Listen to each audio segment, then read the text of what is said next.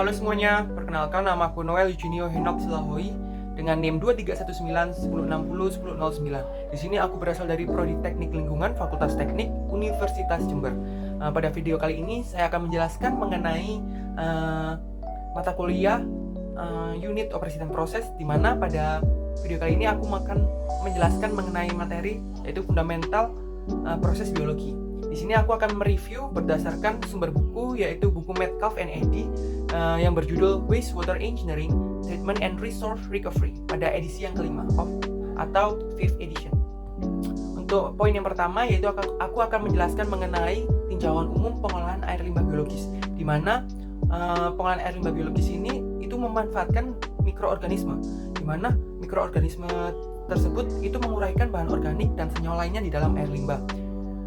Di mana tujuan utamanya yaitu menghilangkan senyawa organik terlarut, kemudian ada menghilangkan nutrisi seperti nitrogen dan fosfor, dan juga menghasilkan lumpur mikroorganisme sludge yang mudah diolah lebih lanjut.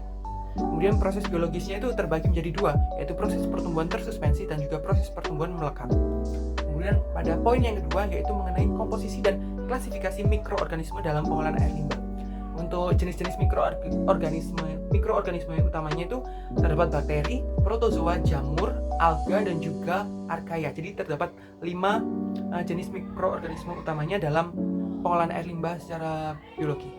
Kemudian pada poin yang ketiga, di sini saya akan membahas mengenai pengantar aspek-aspek penting metabolisme mikroba, di mana metabolisme mikroba ini merupakan serangkaian reaksi kimia yang dilakukan oleh mikroorganisme untuk memperoleh energi dan membangun komponen-komponen sel. Dan jenis metabolisme mikroba tersendiri ini dalam pengolahan air limbah itu dibagi menjadi dua, yaitu katabolisme dan juga anabolisme.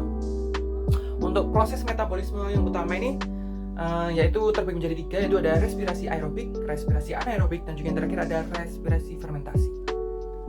Kemudian pada poin yang keempat, saya juga akan membahas mengenai pertumbuhan dan energi bakteri, di mana pertumbuhan bakteri ini memanfaatkan bahan organik untuk dapat bertumbuh atau berkembang biak, dan bakteri tersebut ini menghasilkan biomasa baru dan membutuhkan energi. Di mana untuk siklus pertumbuhan bakteri tersebut terbagi menjadi 4, yaitu fase log atau eksponensial, kemudian ada fase stasioner, dan kemudian fase yang terakhir yaitu fase kematian.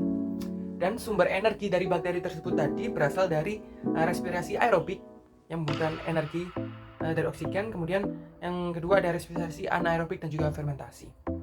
Poin yang kelima, di sini saya akan membahas juga mengenai kinetika pertumbuhan mikroba, di mana kinetika pertumbuhan mikroba menggambarkan hubungan antara konsentrasi substrat yaitu atau suatu bahan organik, populasi mikroorganisme, dan juga kecepatan pertumbuhan itu sendiri.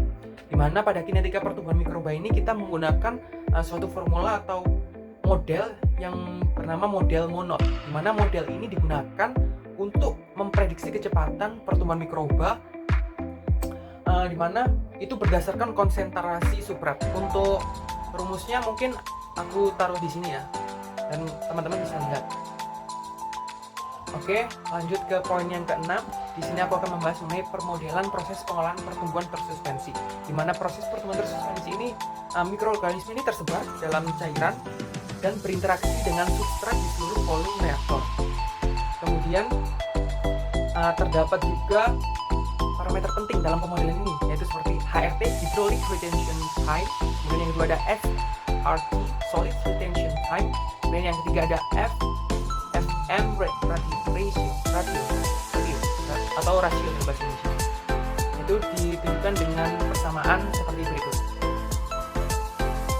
Kemudian poin yang terakhir yaitu saya akan membahas mengenai pemodelan proses pengolahan pertumbuhan melekat, di mana proses pertumbuhan melekat ini merupakan mikroorganisme sendiri itu tumbuh pada permukaan media tetap, di mana membentuk biofilm, di mana substrat berdifusi ke dalam biofilm untuk dimetabolisme. Contohnya saja seperti trickling filter, rotating biological contractor atau RBC, di mana air limbah mengalir melalui media tetap memberikan substrat ke mikroorganisme dalam biofilm. Untuk model biofilm sendiri ini terbagi menjadi 3, yaitu substrat berdifusi melalui lapisan biofilm, kemudian yang kedua mikroorganisme di bagian dalam biofilm memetabolisme substrat, dan juga yang ketiga ada ketebalan biofilm mempengaruhi efisiensi proses. Dan untuk persamaan transfer substrat dalam biofilm bisa dilihat dalam gambar yang akan saya tunjukkan. Baik, sekian yang dapat saya sampaikan mengenai materi tadi. Kurang lebihnya mohon maaf, dan semoga ilmu yang dapat saya sampaikan ini dapat bermanfaat bagi kalian semua.